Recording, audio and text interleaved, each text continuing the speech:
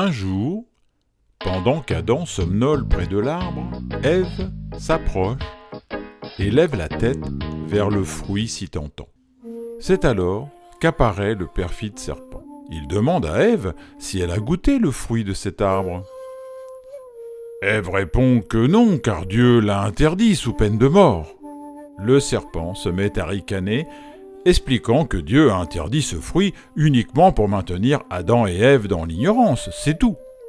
Ève est fascinée par le fruit si joli que lui présente le serpent. Elle le prend, le regarde et le croque, puis en propose à Adam, encore à moitié endormi. Immédiatement, ils ressentent un malaise et cherchent à se cacher, honteux de leur nudité. Voilà, c'est ainsi qu'Ève a désobéi à Adam et qu'Adam a désobéi à Dieu. Donc, c'est bien Adam qui a commis la faute la plus grave, non ? Ça prouve en tout cas que c'est la femelle la plus courageuse. Intuitivement, elle sait que la curiosité est la condition essentielle du progrès. Et donc elle veut savoir. Lui, le pauvre type, il se laisse entraîner, en bon béni oui-oui. Adam n'est qu'un misérable ver de terre. Oui, c'est un ver, Adam. Excuse-moi, ça m'a échappé. Attends, la suite vaut son pesant de ver de terre, justement. Bien plus tard, Dieu descend dans le jardin et ne trouve pas Adam. N'ayant pas changé les piles de son omniscience, il le cherche partout en criant « Adam! Adam! Adam !» Adam apparaît derrière un buisson. « Qu'est-ce que tu fabriques là-bas » lui dit Dieu. « Je me cache » répond Adam. « Et pourquoi tu te caches ?»« Parce que je suis comme la Charlotte, j'ai perdu ma culotte. » « Si tu sais que tu es nu, ça veut dire que vous avez mangé le fruit que je vous avais défendu, dit Dieu. Oui, mais c'est la femme que tu m'as donnée qui m'a trompé. Oh lui, En plus, le Adam, c'est une balance. il n'assume rien et il accuse sa femme, quel enfoiré. Bon là, Dieu, il va se montrer à la hauteur, non ? Mais t'as vu que tu vas pas être déçu. Dieu est un peu colère et doit réprimander ses enfants désobéissants. Il dit à Ève, « Tu n'as pas été très gentille. Alors, d'abord, je t'affligerai de maux multiples. Ensuite, tu enfanteras dans la douleur. Et enfin, tu vivras sous la domination de ton mari. » Il dit à Adam, « Le sol sera maudit par ta faute, et tu gagneras ton pain à la sueur de ton front. Ensuite, vous deux, vous mourrez, car vous êtes poussière et vous retournerez poussière. » Voilà, Corbac. C'est la punition pour toute l'humanité jusqu'à la fin des temps. Mais qu'est-ce qu'il a, ce père fouettard, à monter sur ses ergots ? Il savait ce qui allait se passer vu que 1. Il est omniscient et 2. Il a créé l'homme à son image. Tu plaisantes, mais les adeptes des 3 religions du livre voient les hommes à la lumière obscurantiste de cet Ancien Testament.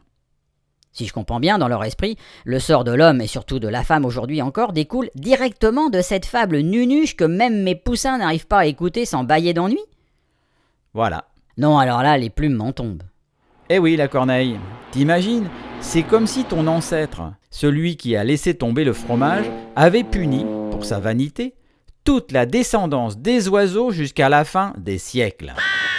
Alors que les oiseaux n'ont jamais mangé de fromage. Les fables, c'est souvent fait pour faire peur. Quand même, condamner à mort ses propres enfants à la première bêtise, tu parles d'un exemple. Il était grave traumatisé, l'illuminé qui a pondu ça. Certes, ça manque d'élégance, mais après tout, ce n'est qu'une fable que chacun a droit d'apprécier ou non. Bien plus perturbés sont ceux qui ont décidé de la détourner et de l'imposer comme une vérité pour expliquer le mystère de la vie sur Terre et ainsi inverser les termes. C'est-à-dire ? Faire croire que c'est Dieu qui a créé l'homme alors que c'est le contraire. Dis-moi, pourquoi il y a plusieurs religions si on part de la même source ? Je te la fais courte, même très courte. La descendance d'Adam fait tout de travers, ce qui finit par fâcher Dieu. Ah oui, d'où le déluge, Noé, etc. C'est ça. Alors, pour racheter les fautes des hommes, l'Ancien Testament annonce l'arrivée d'un Messie salvateur. Ce qui a inspiré bon nombre de petits malins, j'imagine. Oui, moult, comme disait ma grand-mère. Mais la mayonnaise n'a pris que pour 2, ce qui fait les 3 grandes religions du livre. Bon, chacun croit ce qu'il veut, ou pas d'ailleurs, ça n'empêche pas le monde de tourner. Sauf que Dieu, ne s'exprimant jamais, Imagine tout ce qui a pu être inventé en son nom, tout ce qu'on a pu lui faire dire pour édicter des règles, des interdits, des obligations, des contraintes, autant de dictates et qui plus est souvent contradictoires. L'enfer. Mais pourquoi tout ça, hibou? Le pouvoir, ma petite dame.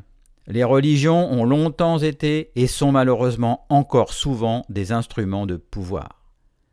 Pour une bonne dictature, rien de plus efficace que de s'associer à la loi religieuse. C'est du pain béni.